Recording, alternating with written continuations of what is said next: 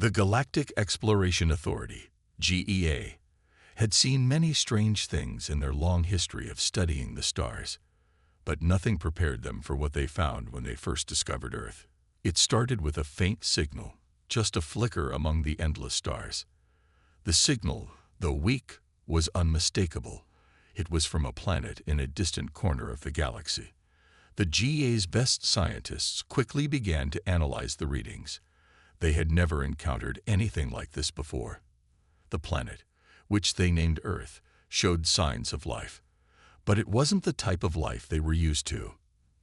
At first, they thought Earth was just another ordinary world, one of countless others scattered throughout the universe. It had all the usual signs: a breathable atmosphere, water, and a variety of basic elements needed for life. But as they dug deeper, the data grew stranger. The planet's surface was far more violent than anything the GEA had ever recorded. The atmosphere was filled with constant storms, lightning strikes, and strange weather patterns that seemed to shift on a daily basis.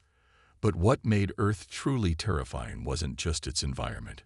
It was the creatures that lived there. The GEA had classified hundreds of planets with life, but none of them compared to the horrors that Earth seemed to unleash every single day. The planet's wildlife was hostile, and many of the creatures were capable of killing with ease. Predators lurked in forests, oceans, and skies, each one more dangerous than the last. The data showed that everything on Earth, from the smallest insect to the largest predators, had evolved to survive through constant struggle and conflict. The animals there had developed incredibly sharp senses, deadly claws, and tough hides to defend themselves. And worse still, these creatures could kill each other for food, often in the most brutal ways. Yet, the most shocking revelation came when the GEA scientists turned their focus toward the dominant species on Earth, the humans. The GEA had studied hundreds of intelligent species across the galaxy, but none had ever faced the challenges the humans did. The humans had evolved on a death world, a world where survival was a constant battle. And somehow, against all odds, they had conquered it. What was even more surprising was the sheer willpower of humanity. Humans had created complex societies, built towering cities, and developed advanced technologies, all while living on a planet that seemed determined to kill them. The GEA had records of species who lived in peaceful, stable environments, but humans had thrived in chaos. Earth's extreme conditions seemed to shape humans into something almost unnatural. They were resilient, able to endure extreme temperatures, violent storms, and dangerous creatures without backing down. In fact, humans had come to regard their world's dangers as simply part of life. But it wasn't just their survival skills that caught the GEA's attention. It was their ability to adapt. Where other species would have failed, humans had found a way to not only survive, but also to advance. They had built technologies that allowed them to dominate their world's deadly creatures, manipulate their environment, and travel to the stars. The GEA had records of species who could barely survive on their homeworlds, but humans had mastered the art of survival and had even gone beyond their own planet's atmosphere. The idea that a species from such a hostile world could one day venture out into the galaxy was something the GEA had not prepared for. As the GEA continued to study Earth, the initial fascination began to turn into fear. The reports coming in were unlike anything they had encountered before. The more they learned about humans, the more they realized that this was not just another intelligent species. Humans were different. They were exceptional. And the more they researched, the more they feared what might happen if humanity ever found a way to escape their planet. The GEA had dealt with peaceful civilizations and warlike ones, but humans were something new, something unknown. The fear started to spread across the galaxy. Many planets had been invaded by other species before, but no species had ever come from a world as deadly as Earth. The humans' ability to survive in such an environment raised alarms. What if they could do the same on other planets? What if their relentless determination and adaptability made them a threat to the galaxy? The GEA quickly convened a meeting to discuss the growing concerns. There were those who argued that the humans were too dangerous to be left unchecked. Their world was classified as Level 15, possibly even Level 16, meaning it was a planet so deadly that most civilizations would never even consider colonizing it. But the humans, somehow, had not only survived, they had thrived. The idea that they could potentially conquer other worlds was terrifying. Their tenacity could be a force to be reckoned with in a way no one had expected. As word of Earth's status spread, it caused a ripple of unease across the galaxy. It wasn't just the human survival that scared the other species, it was their potential. The galaxy had seen many powerful species, some peaceful and some warlike, but none had ever come from such a brutal, hostile world. The realization that Earth's humans were far more capable than anyone could have predicted was a bitter pill to swallow. What if they began to spread beyond their homeworld? What if they started to build their empire among the stars? The other species began to question. Could they stop them? As the GEA sent more probes to Earth, they noticed something that sent an icy chill through their ranks. Humans were aware of the probes. Some humans had even managed to track the signals from the GEA, and their technology was advancing at an alarming rate. The humans had begun to tap into technologies that the GEA had considered beyond their reach.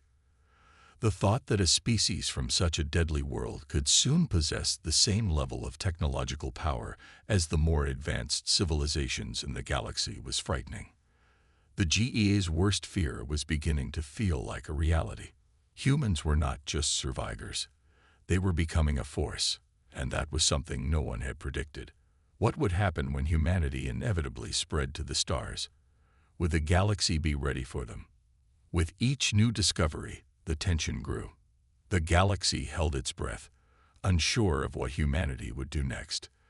The more the GEA learned, the more they realized that Earth was not just another world. It was a place where survival was an art, and the humans were its masters. And that fact was shaking the galaxy to its core. The galaxy had long avoided direct contact with Earth. Its designation as a Level 15 death world was a constant warning, and its dangerous reputation had kept even the bravest explorers at bay. But all that changed when the Galactic Council made a decision that would alter the course of history. A covert mission was approved, one that would send an elite team of scientists and military experts to Earth to investigate its inhabitants up close. The mission was called the Forbidden Contact Mission, and it carried the weight of the Council's greatest fears. The team of explorers, led by Commander Soren, and a group of alien scientists, was selected for this dangerous task. They were to remain hidden, observing the humans without ever making direct contact.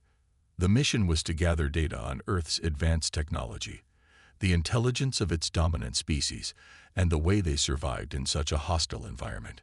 The team's orders were clear. Do not engage. Do not be noticed. They had no idea just how difficult that would prove to be. Earth was like nothing they had ever encountered. Its atmosphere was constantly shifting. Unpredictable storms raged across its continents, and the wildlife seemed to possess an almost supernatural ability to hunt, adapt, and survive. The team arrived in their cloaked observation ship, descending into Earth's atmosphere undetected. But the challenges began almost immediately. The planet's weather patterns were brutal and erratic, creating a constant struggle to keep their ship on course. At first, everything went according to plan. They stayed out of sight, watching the humans below, who seemed oblivious to the alien presence above. The first day on Earth was filled with careful observation. The team marveled at the humans' ingenuity. Cities sprawled across vast landscapes, towering structures that seemed to defy the planet's violent weather. The humans had built defenses against the dangers of their world, massive walls to protect their settlements, sophisticated machinery to tame the wild. The technology was nothing short of impressive, and the team began to realize that these creatures, despite their primitive beginnings, had mastered their environment in ways no other species could. However, as the days passed, the team began to notice something unsettling. The humans weren't just surviving. They were thriving in the face of overwhelming adversity. Their resilience seemed boundless. While other species might have perished in the face of Earth's chaos, the humans adapted, finding solutions where none seemed possible. They had no fear of the harsh conditions, no hesitation in facing the planet's deadly creatures, and no second thoughts when it came to expanding their territory. It was as if they had become one with the world, embracing its dangers rather than avoiding them. The alien scientists couldn't help but be fascinated by this behavior. The more they observed, the more they realized humanity was unlike any other species they had encountered. But then, something unexpected happened. The ship's cloaking system began to flicker. A strange, powerful pulse swept through the ship, and alarms blared across the command center. The crew scrambled to identify the source of the disturbance. Commander Soren's face paled as the ship's sensors registered the cause. Human technology. They had been detected. The humans had somehow, without any explanation, noticed the cloaked ship. It was impossible. The team had taken every precaution. Their technology was advanced enough to evade detection by any normal species. Yet here, on Earth, their system had failed. Soren ordered a full retreat. The team knew they had to leave immediately, but their plans were quickly thwarted. As the ship attempted to lift off, they were hit by another wave of electromagnetic interference, causing their systems to shut down completely. The ship crashed in a remote area, far from the cities they had been observing. The crew scrambled to repair the damage, but time was running out. They couldn't risk being found, and they couldn't afford to alert the humans to their presence. Days passed, and the team was forced to go on foot. As they navigated through dense forests and across mountains, they encountered more of Earth's terrifying wildlife. Massive predators stalked them, strange creatures with jagged teeth and eyes that glowed in the dark. But strangely, the humans didn't seem bothered by these dangers. They lived in constant danger, and yet they seemed to have the ability to tame it. Humans walked these lands without fear, hunting creatures far deadlier than the ones the team had faced. The team began to question their own assumptions. Had they underestimated humanity? It wasn't long before they stumbled upon a human settlement. The area was far removed from the bustling cities, yet it was still well guarded. The humans in this settlement seemed like nothing more than ordinary civilians, but as the team observed, they noticed something shocking. These people, dressed in simple clothes, were working in unison to construct towering walls and strongholds to protect themselves from the dangers of the wild. The team watched in awe as the humans showed incredible strength and teamwork. Despite being surrounded by creatures that would make most species flee, the humans pressed on without hesitation. It was as if they understood the true nature of survival. Commander Soren couldn't help but be struck by the humans' adaptability. They didn't just survive. They thrived in ways that defied logic. Their mental resilience was astonishing. The team had seen species face hardships, but none had handled them with the same fearless determination as the humans. The alien scientists couldn't help but feel a deep respect for these creatures, but they also felt a growing sense of dread. If humanity could endure the brutal forces of Earth, what would stop them from doing the same on other worlds? Then, in a moment that would haunt them forever, the team was discovered. A human patrol, no more than a dozen soldiers, approached the area where they were hiding. The aliens tried to remain hidden, but the humans' eyes were sharper than they had anticipated. The soldiers weren't afraid. They didn't panic or run for cover. Instead, they simply stared at the team, their faces unreadable. It was clear that the humans had noticed the intruders, and they were not intimidated. Commander Soren's heart raced. The mission had failed. They had broken the most important rule: do not engage. But as the humans moved closer, something strange happened. Instead of attacking, they simply observed. The soldiers didn't seem hostile, but they didn't seem welcoming either. They were curious, cautious, and yet calm in the face of the unknown. The team's presence didn't seem to faze them. In that moment, Commander Soren realized the truth. The humans were not just a dangerous species. They were incredibly resilient, and that resilience made them unpredictable. The team had underestimated them. They had expected fear, but instead they had encountered something far worse, a species that welcomed the unknown. As the team stood there, uncertain of what to do next, the humans made their move. They did not attack, but they didn't let the team escape either. The forbidden contact had already been made, and now the galaxy would have to deal with the consequences of underestimating Earth. The mission was clear, the stakes high. Commander Lyra and her team had only one goal: escape. After months of gathering intel and barely surviving on the hostile planet of Vortho, the team's situation had become critical. The Vorthian military had discovered their presence and began hunting them down. Every attempt to communicate with their home fleet had failed.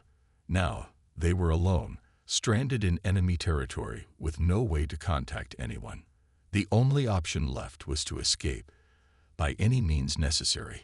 Yet the escape that seemed so close, so achievable, would unravel in ways no one expected. Lyra's heart raced as she and her team gathered in their hidden camp on the outskirts of Vortho's capital. The ship, a sleek vessel they had salvaged from a failed reconnaissance mission, was their only hope. It was their last chance to leave the planet before the Vorthian forces closed in. The plan had been set for days, each member of the team taking their assigned roles. But now, with the enemy forces nearly upon them, it felt like the walls were closing in. The crew had spent hours preparing the ship, trying to repair the damaged systems while avoiding detection. The ship was capable of stealth, but the Vorthians were clever, and they had been on alert for some time. Lyra knew it would be a risk to try and fly out undetected, but it was their only hope. They could either leave now, or risk being captured and executed by the Vorthian regime. The decision was made. Just as the team finished their final preparations, a loud crack echoed through the dense jungle. Someone had tripped the alarm, and the first of the Vorthian soldiers appeared on the edge of the clearing. "They'd found us," one of the crew members shouted. Panic spread quickly, but Lyra quickly regained control. "Stay calm," she said, her voice steady, though her heart pounded in her chest. "We stick to the plan. Get to the ship." The team sprinted through the dense foliage, moving as fast as they could without making a sound. They could hear the distant roar of engines and the pounding footsteps of Vorthian soldiers closing in. Their only chance was to reach the ship before they were caught. As they neared the clearing, Lyra's breath caught in her throat. The ship was in sight, but something wasn't right. The ship's cloaking shield, which had been operational just hours earlier, was flickering. "No, no, no," Lyra muttered under her breath. If the cloaking system had failed, they would be seen in an instant. "Commander, we can't stay here much longer," another crew member called out, pulling Lyra from her thoughts. The team reached the ship, and with urgency they climbed aboard. Lyra rushed to the cockpit and tried to activate the systems. "Power up the engines now," she barked at the crew. But nothing happened. The systems were dead. "The power core is fried," one of the engineers reported. "It's not going to work." Lyra slammed her fist on the console, frustration bubbling inside her. The escape that had seemed so close was slipping through their fingers. She looked out the viewports, spotting the Vorthian soldiers moving closer. They had only minutes before they were caught. A surge of panic swept through her, but she fought it down. There was still one last option. They could attempt to use the backup systems, but it would take time, and that meant risking a direct confrontation with the Vorthians. Without hesitation, Lyra made her decision. "We're going to try the backup systems," she ordered. "Get to work now." The crew scrambled into action, working frantically to get the ship operational. Every second felt like an eternity as the Vorthian soldiers moved closer, their voices growing louder. Lyra glanced at her crew, their faces a mixture of fear and determination. They knew the odds were slim, but they had no choice but to push forward. The backup systems roared to life with a sputtering sound, and the ship's engines hummed weakly. It wasn't perfect, but it was enough. Lyra quickly accessed the flight controls, and the ship began to lift off the ground. Slowly at first, then with increasing speed. "We're out of here," she muttered to herself, relief flooding her. But that relief was short-lived. Just as the ship began to climb above the treetops, a bright flash lit up the sky. One of the Vorthian ships had fired a missile directly at them. The impact shook the ship violently, sending Lyra sprawling against the controls. The ship lurched, losing altitude and heading toward the ground. "Brace for impact," Lyra shouted as the ship plummeted back toward the planet's surface. The crash was catastrophic. The ship slammed into the ground, tearing through the dense forest and coming to a violent stop against a large rock formation. Dust and smoke filled the air, and the team struggled to regain their bearings. "Everyone okay?" Lyra asked, her voice strained. Groans and nods came from the crew. They had survived the crash, but they were now stranded deeper in enemy territory than before. The Vorthians would be closing in, and they had no ship to escape in. "Commander, we need to move. The Vorthians won't be far behind," said one of the soldiers, snapping Lyra back to reality. There was no time to dwell on the failed escape. They had to run. Lyra grabbed her communicator, trying desperately to reach the remaining crew members who were supposed to be stationed outside the city. But again, nothing. The signal was lost. They were cut off. She turned to her team, her expression grim. "We don't have much choice. We move now. Into the mountains." The journey was brutal. The dense jungle made every step a struggle, and the constant threat of Vorthian patrols kept them moving at a hurried pace. Their supplies were limited, and their chances of survival were slim. Yet, through it all, Lyra pushed forward. Her mind raced as she tried to come up with another plan. But the situation seemed hopeless. The more they traveled, the more it seemed like there was no way out. By the time they reached the mountain range, their energy was spent. They found shelter in a cave, hoping to avoid detection. But as they settled in, Lyra realized with a sinking feeling that their failure to escape had only led them into a much darker situation. The mountains were just as dangerous as the city they had fled, and the Vorthians were sure to follow their trail. Lyra sat in the dark cave, her thoughts heavy. She had failed her team. They had escaped with nothing but a faint hope, and now even that was slipping away. The escape that had seemed so achievable was no more. And yet, despite the failure, there was still one thing that burned inside her, a relentless desire to survive. She wasn't giving up. Not yet. She looked at her crew, knowing they would follow her to the end. There was no turning back now. Their only chance was to keep moving forward, and maybe, just maybe, they would find a way to escape the Vorthians once and for all. The escape that failed wasn't the end. It was only the beginning of something far more dangerous. On the distant planet of Syros, where the air was thin and the terrain unforgiving, the species known as the Zolfar thrived in a world that was harsh by any standard. Their environment had shaped them into one of the toughest and most resilient beings in the galaxy. The Zolfar were famous for their extraordinary ability to endure extreme physical challenges, their bodies capable of withstanding the brutal conditions of their home planet. For centuries, they had been considered an unbreakable species, their survival a testament to their unmatched strength and resilience. But that was about to change. The peace of the Zolfar was shattered when a mysterious fleet appeared on the edge of their solar system. The fleet was like nothing anyone had ever seen. Massive, heavily armed ships, cloaked in a technology so advanced that no one could detect their presence until it was too late. The alien ships were known only as the Vorthian Armada, and their reputation preceded them. Ruthless conquerors who left nothing behind but ruin. The Zolfar, for all their toughness, had never encountered a force like this. Commander Tynar, the leader of the Zolfar military, watched the fleet appear on the scanner. His first instinct was to dismiss it as a threat, but the data quickly confirmed the worst.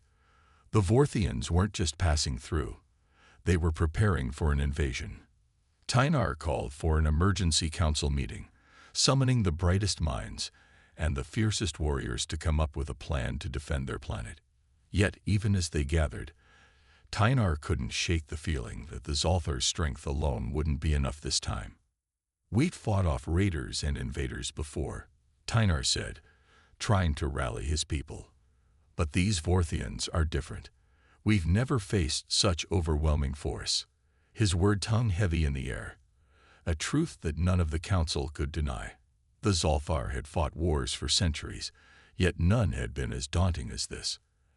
As the Vorthian ships drew closer, the Zolthar launched their defensive forces. Their ships, though fast and powerful, were no match for the technological superiority of the Vorthians. It wasn't long before the first major battle took place in the skies above Xeros.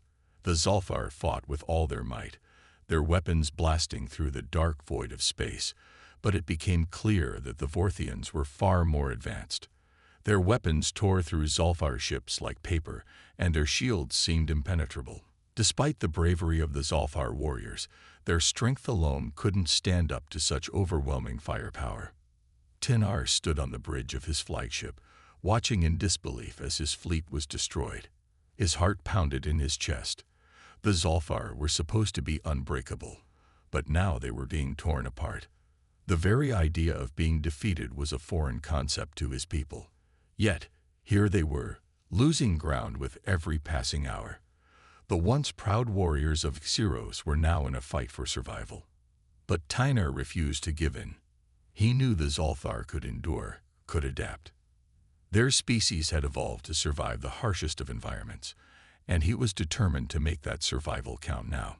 He gathered his closest advisors, and they came up with a daring plan, a plan that would involve everything they had left.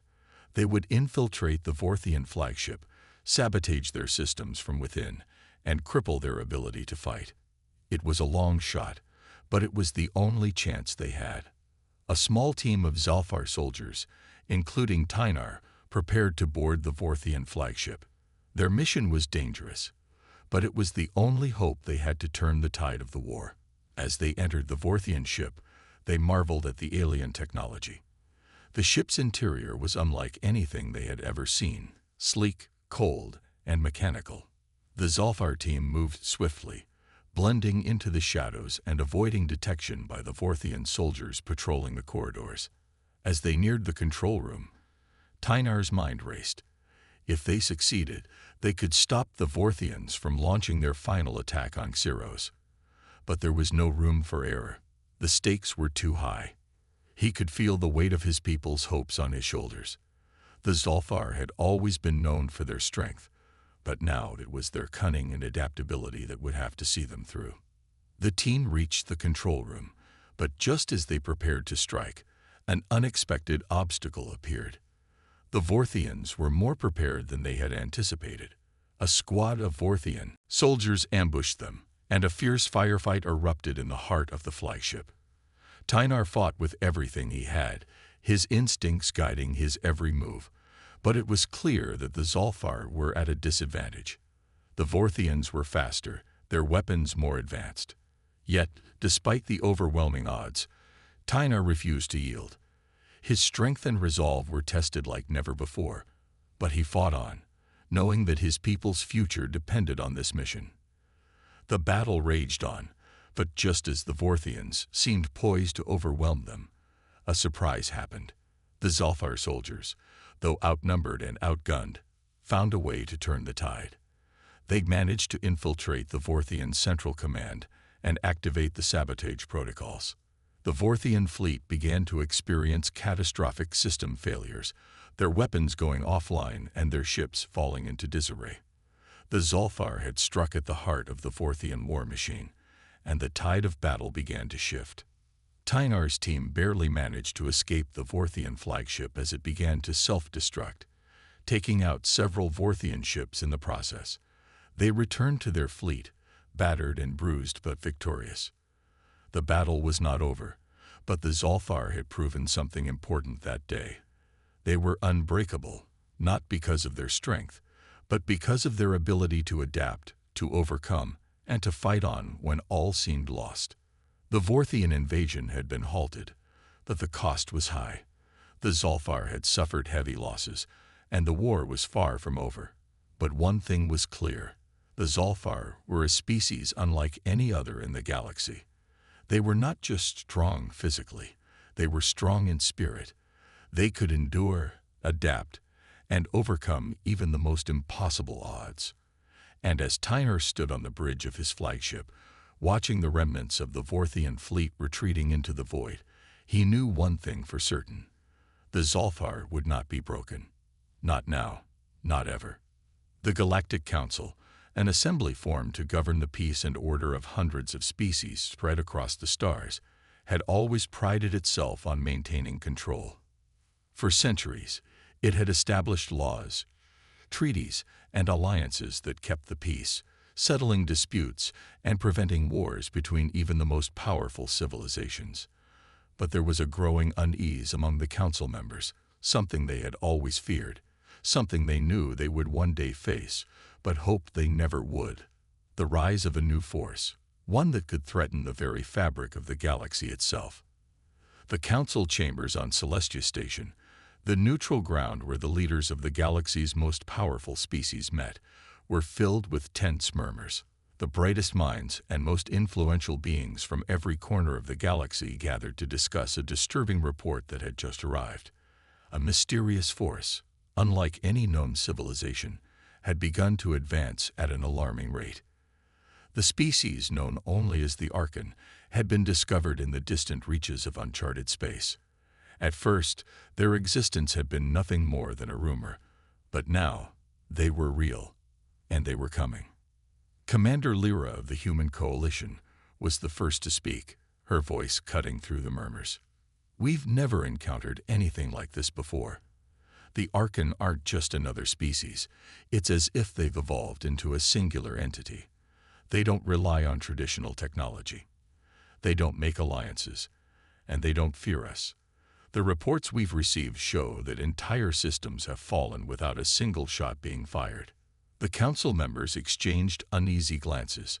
The Xanthar, a reptilian species with scales harder than iron, and the Reldori, a species of energy beings, nodded solemnly. Both had once been powerful forces in the galaxy, their empires stretching across vast distances.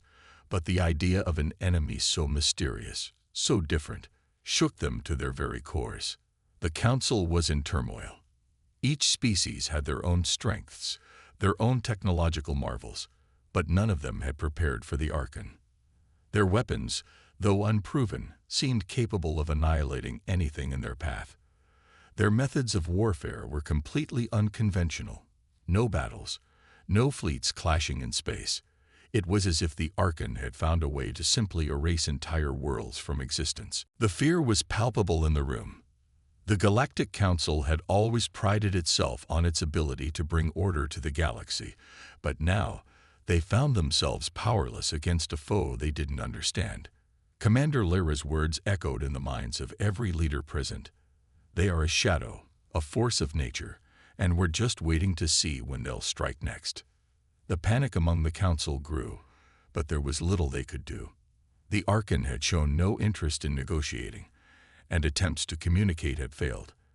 There were no demands, no threats, just silence. And as the days passed, that silence grew more deafening. The galaxy's greatest minds, the most powerful beings in the universe, had never faced a threat like this. In every corner of the galaxy, whispers spread like wildfire. The Arkan were unstoppable, and no one knew how to fight them. As tensions mounted, the council called for an emergency session. The members gathered once more, and this time, the atmosphere was heavier than ever before. The fate of the galaxy was at stake, and there was no clear solution.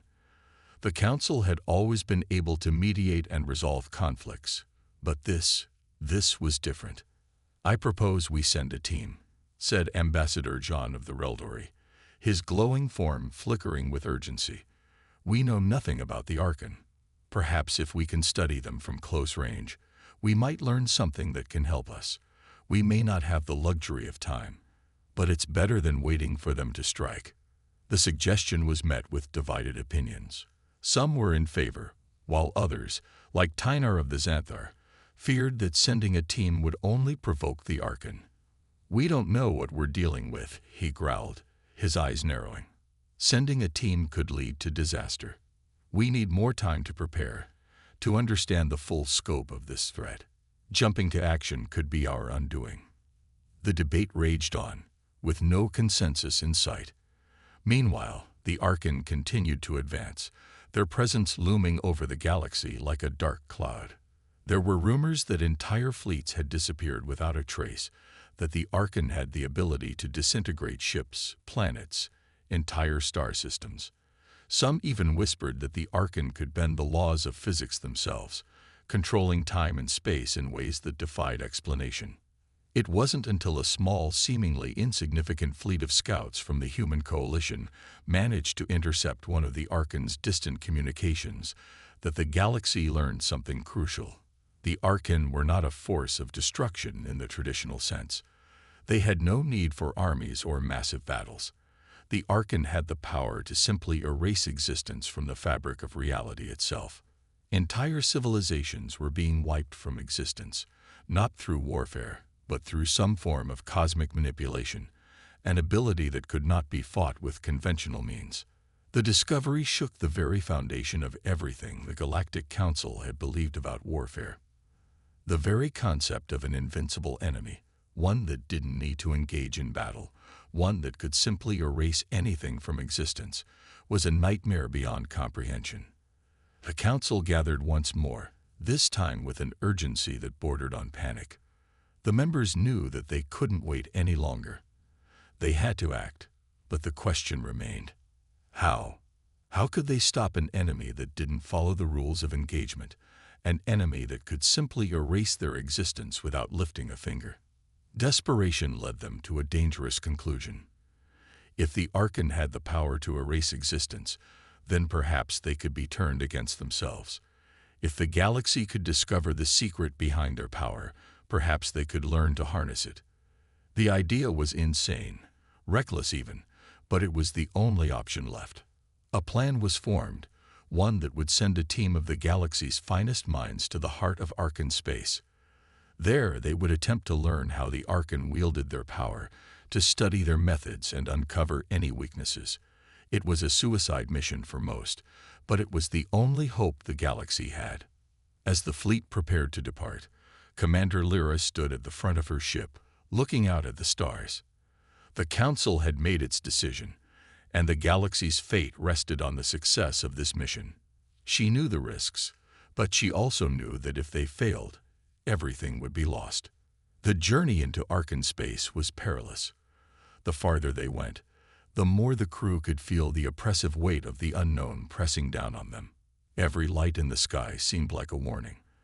The Arkan were close, and the Council's greatest fear was now their reality. The galaxy's fate rested on this one mission. Would they uncover the secret of the Arkan, or would they become the next victims of a force that could not be fought? As the fleet entered the heart of Arkan space, the silence was deafening.